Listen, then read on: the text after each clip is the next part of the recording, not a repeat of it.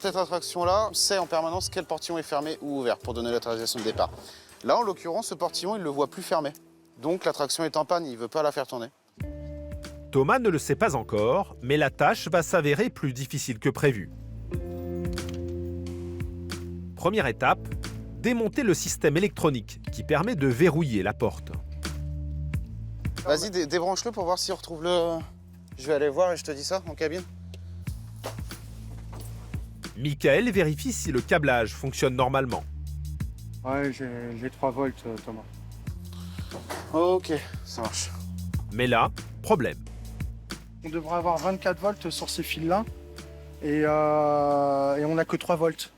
Donc en fait, il y a une anomalie d'alimentation. Un souci de courant qui empêche la porte de se verrouiller. Direction la cabine de pilotage. C'est de là que part le câble. Elle est là, Thomas. Ah ouais. Déjà, vérifier d'un côté si on a bien le 24. Et là, surprise. On a bien le 24. Ici, la tension est normale.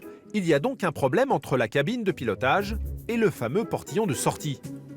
L'équipe se lance dans un jeu de piste électrique. On est en train de chauffer, donc c'est bien. Du coup, pas le choix. Pour trouver la panne, il faut regarder ce qui se passe en dessous. Faut pas avoir peur des araignées, hein, je vous le dis. C'est Thomas qui s'y colle.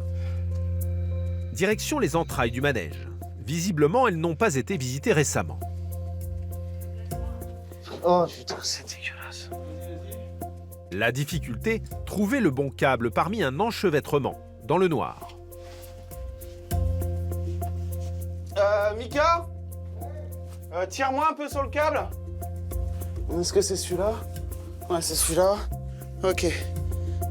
Mais là encore, RAS, le câble est intact. Donc j'ai été aussi loin pour rien. Retour à la case départ. Donc là, on va vérifier au départ si on a bien le 24. Ouais. Décidément, ce problème de porte s'avère plus compliqué que prévu pour nos techniciens. C'est dingue, hein. C'est n'y a rien à comprendre. Après 2 heures de tentative, le mystère reste entier. Pour Michael, il ne reste plus qu'une seule explication. On a sûrement un câble coupé en sous-terre. Parce qu'on a un départ avec une alimentation qu'on ne retrouve pas ici. On a une chute importante. Donc voilà, c'est sûrement un câble abîmé en sous-sol. Un câble enterré, une intervention pas vraiment à portée de main cette nuit.